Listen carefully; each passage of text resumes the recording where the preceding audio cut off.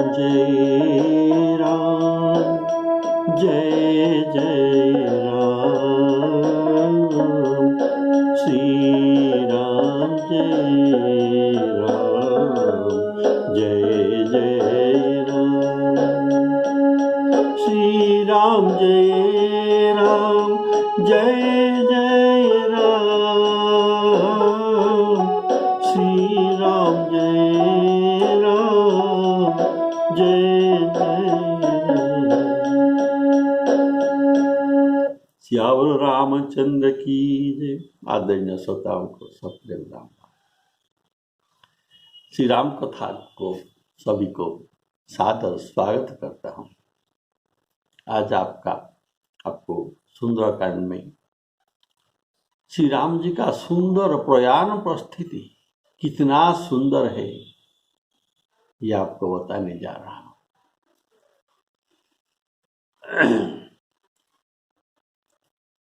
श्री रघुनाथ जी सेना सहित अभी लंका अभिमुखे किष्किंधा से प्रस्थान करते हैं, अर्थात सेना चले। उसे वर्णन करने में कौन समर्थ हो सकता है। अगणित बानर भालू गर्जन कर रहे हैं, नख ही उनके शस्त्र है और ये पर्वत और वृक्ष धारण किए हुए हैं। वे इच्छाचारी है, अर्थात कोई आकाश मार्ग से उनके इच्छा से जाते हैं और कोई पृथ्वी के ऊपर चल करके जाते हैं, जिसके जैसा इच्छा है। अर्थात वे उसी मार्ग पर चलते हैं जिसके जैसी इच्छा है। रीछ और बानर सिंह गर्जन करते हैं, सिंह सा गर्जन कर रहे हैं और दिशाओं के दिग्गज हाथी ये डगमगा रहे हैं और चिघाड़ते हैं। बोलिए सियावर रामचंद्र की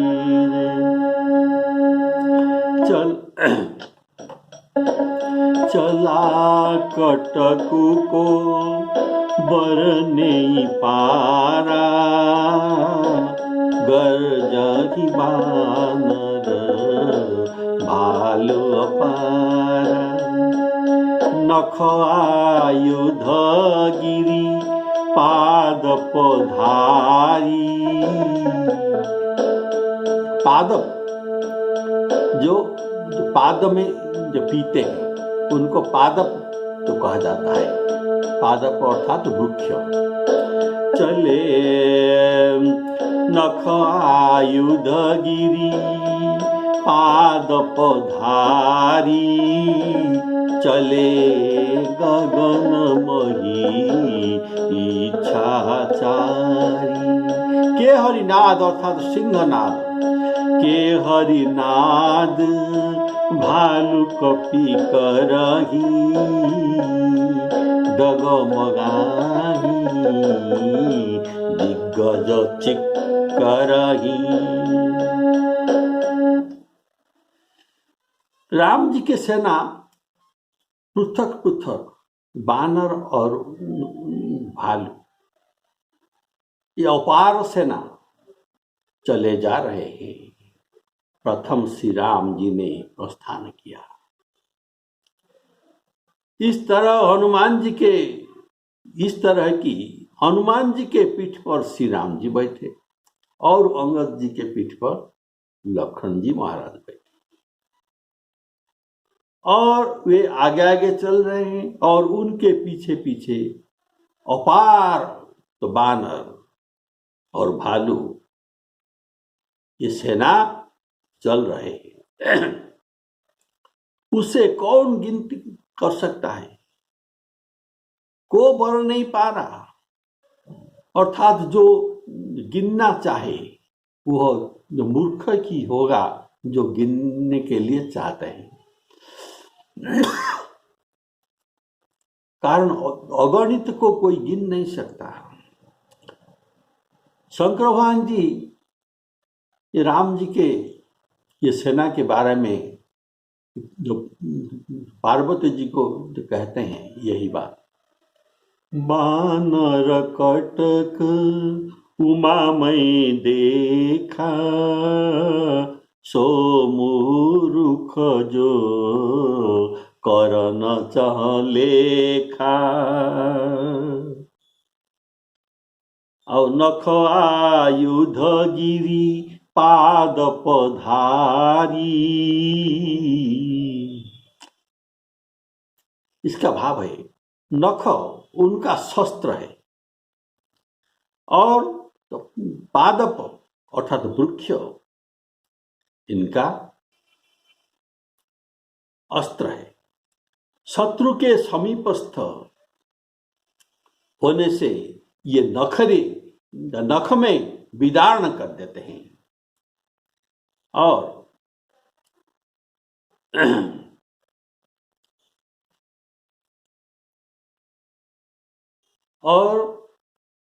जो विदारण कर देते हैं इनके शरीर को भी चीर फाड़ कर देते हैं और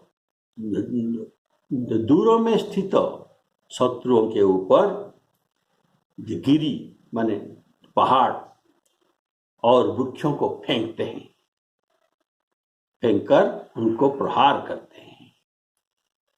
बिटप महीधर करही प्रहारा, बिटप अर्थात वृक्ष को प्रहार करते हैं, महीधर अर्थात पर्वतों को भी प्रहार करते हैं। इसलिए ये इनके अस्त्र है। और नखनी लीलार विदारत भयऊ, नख के द्वारा ये लीलार जो कपाल को उनको जो विदारण कर देते हैं। तो गर्जही बानर भालू अपारा, ये गर्जन जो करते हैं ये क्या गर्जन करते हैं? वाल्मीकि रामायण में इस बात का प्रकाश है। वे गरज गरज कर बारंबार कहते हैं कि रावण तथा अन्य राक्षसों को हम मार डालेंगे, ऐसे ये गर्जन कर रहे थे। रावणोव्य निहंतव्यः, रावणोव्य निहंतव्यः सर्वे च रजनीचराः, रावण सहित सब रजनीचरा को हम निहंता अर्थात उनको मारेंगे। इति गर्जन्ति हरयो राघवस्य समीपतः, ऐसा श्री राम जी के समीप ऐसा गर्जन करते हुए चलते हैं। के हरिनाद भालू कपि करही, इसका भाव है भालू कपियों के सिंहनाद सुनकर दिग्गज इनका इतना शब्द सुनकर ये घबरा गए, ये सह नहीं सके दिग्गज, अतः ये दिग्गज चिघड़ने लगे। जब बानर गर्जन करते हैं तब भालू कपि चुप हो जाते हैं। जब बानर गर्जन करते हैं तब भालू गर्जन नहीं करते, ये चुप हो जाते हैं। और बानर के गर्जन करने के बाद भालू गर्जन शुरू कर देते हैं, तो बानर चुप जाते हैं। ऐसे इस तरह तो पारी पारी से बानर और भालू गर्जन कर रहे हैं। बोलिए श्यावर रामचंद्र की जय। दिग्गज चिक करते हैं, चिघाड़ते हैं, पृथ्वी हिलती है। ये जो कूदते हैं बानर, इसीलिए पृथ्वी भी हिल जाते हैं। जैसे ट्रेन के चलने पर हम जो ट्रेन के लाइन के पास जब रहते हैं तो जैसा ये हलते हैं, जो भूमि हलते हैं, ऐसे सभी बानर और भालुओं के गर्जन और कूदने पर पृथ्वी भी डोलती थी। पर्वत चंचल हो रहे हैं, समुद्र के जल में खलबली पड़ गई। सूर्य, चंद्रमा, देवता, मुनि, नाग और किन्नर के मन में हर्ष हुआ। उन सब के दुख टले जो बहुत दिन से इनके प्रतीक्षा। और ये सब बानर रूप धर धर कर वन में श्री राम जी के प्रतीक्षा कर रहे थे, आज इस प्रतीक्षा का फल उनको मिल रहा है कि ये सब रावण को सेना सहित मारने के लिए श्री राम जी के साथ ये जा रहे हैं। बोले श्यावर रामचंद्र की जय। इसलिए उनको हर्ष होता है। बहुतेरे योद्धा बानर कटकटाते हैं, अर्थात जो क्रोध में दांत को चबाकर ये कट शब्द करते हैं। बहुत से करोड़ करोड़ बानर भालू मिलकर ये दौड़ते हैं। श्री रामचंद्र जी की जय हो, जय हो। और कहते हैं जिनकी प्रताप तो प्रबल है और जो कौशलपुरी के राजा है, इस प्रकार ये सब कौशलनाथ श्री रामचंद्र जी के गुणगुण गान करते हैं और इनका जय ध्वनि करते हैं। बोलिए श्यावर रामचंद्र की जय। चिक्करहि दिग्गज ढोल मही, चिक्करहि दिग्गज ढोल मही गिरी लोल सागर खर भरे। मन हरस सब गंधर्व सुर मुनि, नाग किन्नर दुख टरे। चिक्करहि दिग्गज डोल मही गिरि लोल सागर कर भरे। कट कट ही मरकट बिकट भट बहु, कोटि कोटि न धावही।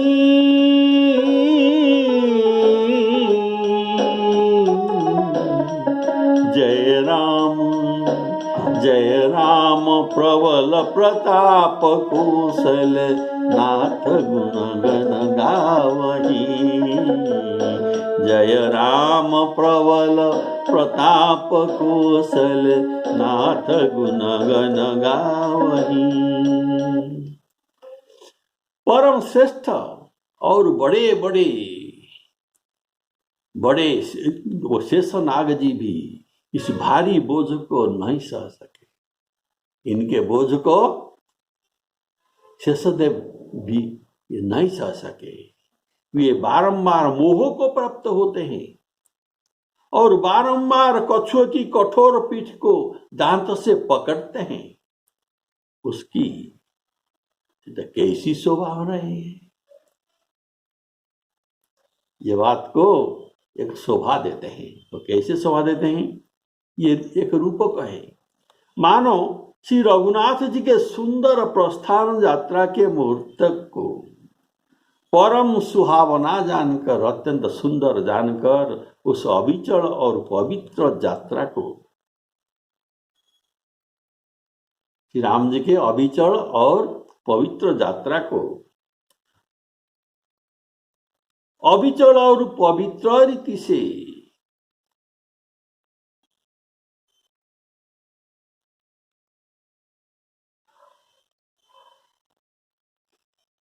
शेषदेव जी इसको वर्णना करते हैं।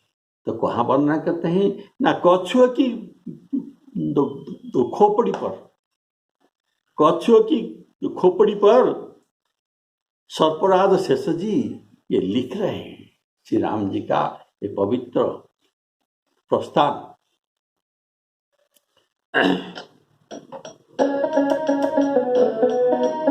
सही सकन भार, सही सकन भार उदार ही पति, बार बार ही मोही। गह दसन, दसन अर्थात दांत, गह दसन पुनि पुनि कमठ पृष्ठ, कठोर सो किमि सोही। रघुवीर रुचिर प्रयाण प्रस्थिति,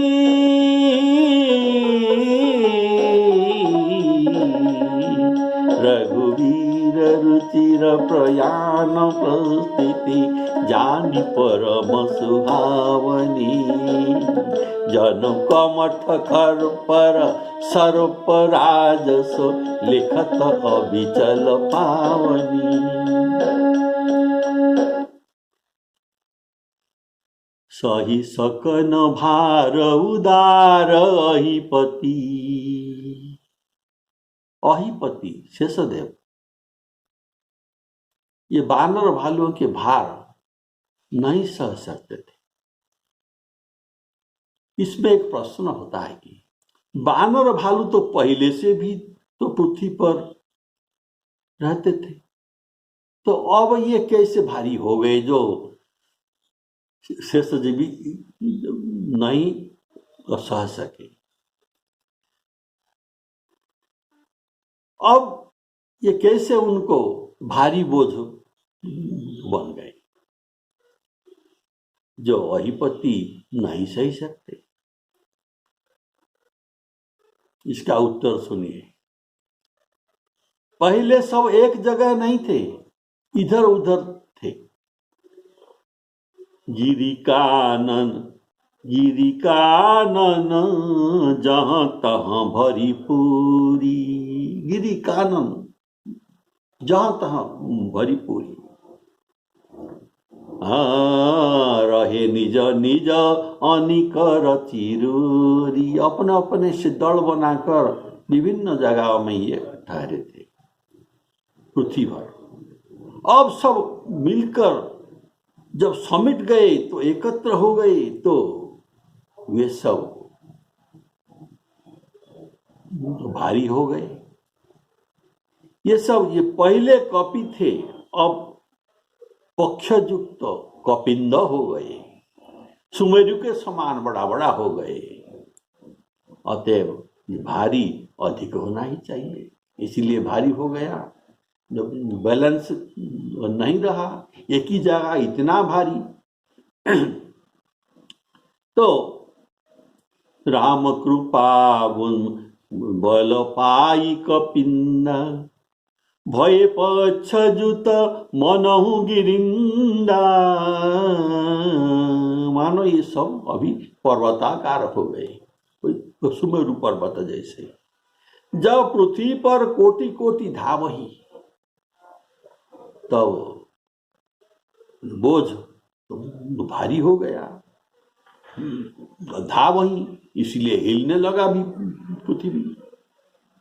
इसलिए शेषदेव इनके भार को नहीं सही सकते, और दिग्गज जो पृथ्वी को पकड़े हैं ये भी चिघाड़ते हैं। इस भाव का हनुमान नाटक में सुंदर भाव में वर्णन किया गया, उसे सुनिए। तो शेष जी बारंबार सांस ले रहे हैं, बारंबार सांस ले रहे हैं। उनके फणों के अग्रभाग जिसमें पृथ्वी रहता है, तो फणों के अग्रभाग मर्दित हो गए, ये मर्दित हो गए। ये स्तब्ध शिरों से पृथ्वी को धारण किए हैं। बानरों के सेना से धंसी हुई पृथ्वी, ये पृथ्वी के भार से ये आक्रांत हो गए। भार से आक्रांत उनका देह ये उखड़कर गिरते हुए अपनी दसन रूपी टांकों से, दसन रूपी टांक से कमठ राज के खर पर ऊपर प्रभु के प्रयाण की परिस्थिति को लिख रहे हैं। गोस्वामी जी इसको थोड़ा पेशेंस से सुनते रहिए, जिसका भाव आप समझ जाएंगे। शेष जी गीतावली में लिखते हैं, गोस्वामी जी गीतावली में लिखते हैं, तो शेषदेव तो क्रोधित हो जाते हैं कि आज यह क्या हमारा अपमान हो रहा है कि पृथ्वी का भार हमसे सहा नहीं जाता। और यह समझकर ये बड़ से खींचकर पृथ्वी को धरते हैं। उससे उनके शरीर में पीड़ा हो रहा था और शरीर के पीड़ा हो जाती है और गह दसन पुनि पुनि कमठ पुष्ट। जब उनके सहस्र फणा में, जो ये एक फणा में पृथ्वी को धारण करते हैं, जब ये पीड़ा हो जाता था तो ये नीचे झुक जाता है। नीचे जो झुक जाने पर नीचे से जो कमठ अर्थात कच्छप भगवान के ऊपर ये है, तो जो कमठ के ऊपर ये इनके शीश पहुंच जाता है। बोले श्यावर रामचंद्र की जय। तो कमठ पृष्ठ जो कठोर 100 किमी सो हुई, कैसे ये जान पड़ता है, कैसे शोभायमान होता है। आप ये कमठ दिग्गज के बारे में जो पुराण में लिखा है, जो पुराण के अनुसार पृथ्वी के नीचे दिग्गज है 448 वो दिग्गज पृथ्वी को धारण किए हैं। तो बीच में शेष जी इनके एक फण पर पृथ्वी को धारण करते हैं और ये 8 और 8 दिग्गज इसका जो बैलेंस रखते हैं। बोले श्यावर रामचंद्र की जय। तो पृथ्वी के नीचे दिग्गज है और उनके नीचे शेषदेव रहते हैं, जिनके सहस्त्र फणा है। शेषदेव के नीचे और भी है, ये कमठ भगवान। ये कमठ पृष्ठ में दांत से पकड़ते हैं। जब कमठ पृष्ठ पर दांत नहीं ठहरता या छूट जाता है, तब ये मोह को प्राप्त हो जाते हैं। भगवान के कार्य करने में मोह भी हो तो ये शोभा ही है। अतः यहाँ सोहयु ऐसा गोस्वामी जी वर्णन करते हैं, अथवा राम जस लिखना भी एक शोभा है, ये कहना भी शोभा है। इस कथन से कच्छप भगवान की स्थिरता दिखाई।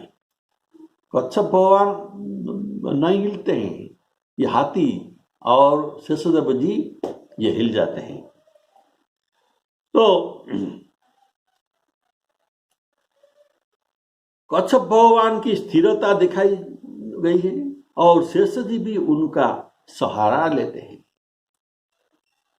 अब यह प्रश्न होता है कि जब शेष जी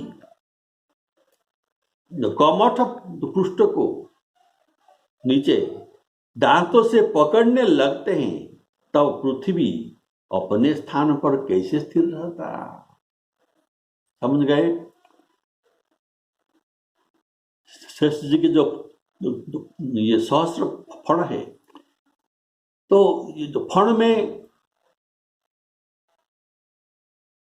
उनको तो कष्ट हो रहा है, ये सही नहीं सकते हैं, तो फण नीचा हो जाते हैं। फण नीचा हो जाने से ये फण के ऊपर तो पृथ्वी था, जब ये नीचा हो गया तो ये पृथ्वी तो गिर जाना चाहिए। तो ये बात का समाधान कैसे हो? जब ये फण को नीचे करते हैं तब क्या होता है, ये फण के पास में जो जो फण है उसके ऊपर रखकर उनको ये नीचे करते हैं। बोलिए श्याम रामचंद्र की जय। अब यह अपने स्थान पर कैसे स्थित है? तो समाधान यह है कि शेष जी के एक सहस्र मस्तक है। जिस मस्तक पर पृथ्वी रहती है वह मस्तक जब पृथ्वी के भार से पीड़ित हो जाते हैं तब वह सहारे के लिए कच्छप की पीठ पर ये नीचा हो जाते हैं और अपने दांत देता है। इस समय उसके बगल पर जो सिर है, इस सिर पर पृथ्वी को ये थाम लेते हैं। इसी प्रकार जब यह भी पीड़ित हो जाते हैं, जो बगल वाला सिर, तब उसे भी हटाकर इनके बगल में रख देते हैं और जब यह भी जो पीड़ित होकर नीचे जाता है तब ये पूर्ववत उसके बगल वाले सिर पर पृथ्वी को टिके रहती है और उधर जो पहले नीचे गए थे जो सिर, वे सिर शांत होकर फिर ऊपर उठ जाते हैं। ऐसा बात चल रहा था। बोलिए श्यावर रामचंद्र की जय। रघुबीर रुचिर प्रयाण प्रस्थिति जानी परम सुहावनी। रुचिर प्रस्थिति का भाव, रुचिर अर्थात सुंदर, सुंदर प्रस्थान, अत्यंत सुंदर। तो इस यात्रा सुर नर मुनि सबको आनंद दायिनी हुई, इसीलिए सुंदर कहा गया और पवित्र भी कहा गया। जानी परम सुहावनी रुचिर प्रयाण प्रस्थिति जानी परम सुहावनी।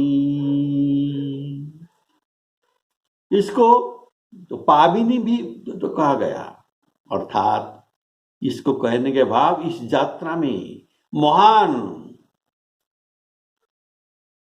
ये अधर्मी राक्षस का वध होकर उनको पवित्र बनाकर परम स्थान को उनको प्राप्त किया जाएगा। इसीलिए यह एक पवित्र चैत्र है। परम तुरंत पवित्र होकर परम धाम को उनका प्राप्त होंगे। परम सुहावनी इसका भाव है विभीषण को राज्य मिलेगा, वानरों को कीर्ति और जस मिलेगा और जो चरित्र गाने वाले हैं और जो सुनने वाले हैं उनको भक्ति और परम पददायिनी भी होगा। इसलिए ये सब कारण के लिए परम सुहावनी गोस्वामी जी ने कहते हैं। रावणारी जसु पावन, रावणारी कौन? श्री राम जी का जस, यह अत्यंत पावन पवित्र चरित्र। रावणारी जसु पावन गावहि सुनहि जे लोग, जो गाते हैं और सुनते हैं उनको जब क्या मिलता है? राम भगति दृढ़ पावही, उनको दृढ़ राम भक्ति मिलता है। अत्यंत दुर्लभ राम भक्ति उनको प्राप्त होता है, जो कि बिना जप और योग में बिनु जप जोग विराग, बिना जोग, बिना जप, बिना वैराग्य से केवल शून्य और कहने पर ये प्राप्त हो जाता है। इसीलिए उनको परम सुहावनी में कहा गया। और जानी परम सुहावनी, तो इतना सुंदर तो चरित्र है ये भगवान के प्रस्थान के जो पद्धति है। जो वस्तु बहुत सुंदर होता है उसे हम लिख लेते हैं। इसी से शेषदेव जी भी इस सुंदर चरित्र को लिख रहे हैं, क्योंकि प्रभु का उनका भार लिख रहे हैं, क्योंकि प्रभु उनका भार उतारने के लिए तो जा रहे हैं। पृथ्वी का भार हल्का हो जाएगा और शेष जी का भार भी हल्का हो जाएगा। इसलिए ये सुंदर चरित्र को ये लिखने लगे। बोले श्यावर रामचंद्र की जय। इसीलिए परम सुहावन के कारण ये स्वयं लिखते हैं। किसको लिखने का ये नहीं कहते, स्वयं लिखते हैं। जनु को मठ खर पर, राम जैसा पवित्र है तो इसको लिखना पवित्र है और अविनाशी है। अतएव लिखने के लिए जहां पर लिख जाएगा ये भी पवित्र और अविचल भी होना चाहिए, जैसे ये मिट न जाए, बहुत काल तक जैसे ये रह सकते हैं। जैसे पत्थर में हम जो खुदाई करते हैं और ये पत्थर का ऊपर जो लिखा गया है ये कभी नहीं मिटता, ऐसे ये खुदाई करके लिखने से ये चरित्र, सुंदर चरित्र नहीं मिट सकता। इसीलिए शेष जी क्या करते हैं, जो कोमट की पीठ है, जो वज्र समान कठोर है, उस पर खुदाई करके लिखते हैं। तो ये जो खुदाई के लिए तो टांके चाहिए, तो इनके जो जितना दांत है सब ये टांके हैं। ये टांक फोड़ फोड़ कर भगवान के सुंदर चरित्र को लिखने जा रहे हैं। लिखते हैं, बोलिए श्यावर रामचंद्र की, जिसमें बहुत दिन तक रहे और मिट न जाए, भूल न जाए, इससे पुनः पुनः ये लिखते हैं। और जैसे कई पंक्ति लिखने के बाद लेखनी एक पंक्ति के अंत पर ये छूटकर फिर दूसरा लाइन करते हैं। एक लाइन का लिख जाने पर फिर दूसरा लाइन लिखते हैं। तो लेखनी को वहां से हटाकर यहाँ लाना पड़ता है। तो ऐसे वैसे ही शेष जी कमठ पृष्ठ में अपना ये दांत लगाए मानो लिखते हैं। दांत लगाकर ये लिखते हैं और एक पंक्ति का लिख जाने पर पुनः पीठ को पकड़ के फिर नया लाइन शुरू करते हैं, नई नई पंक्ति ये लिखते हैं। बोलिए श्यावर रामचंद्र की, कितना सुंदर भाव और कितना सुंदर वर्णन गोस्वामी जी के। बोलिए श्यावर रामचंद्र की जय। यहाँ लेखक कौन है? ये जो सुंदर पवित्र चरित्र लिखा गया, लेखक है स्वयं शेष जी। और उनके हजार मुखों का जो दांत ये सब लिखनी है, इसमें ये खोद कर लिखते हैं। कहाँ लिखते हैं? ये कच्छप के पीठ पर। कच्छप भगवान के पीठ मानो कागज है, उसी कागज में ये खुदाई करके लिखते हैं। जैसे पत्थर आदि कठोर वस्तु पर अक्षर खोदे जाते हैं, वैसे अक्षर बहुत काल तक रहते हैं। टांकी से अक्षर ये खोदते हैं, उनके दांत टांकी है। इस प्रकार जैसे पत्थर को खोदने के लिए टांकी का जरूरत है, पीट पीट कर उनका अक्षर लिखा जाता है, ऐसे इनका दान ताकि इस प्रकार दया सागर श्री रामचंद्र जी समुद्र के तट पर जाकर उतरे। बहुत वीर बानर और भालू जहां तहां फल खाने लगे। यही विधि जाई कृपा निधि, यही विधि जाई कृपा निधि।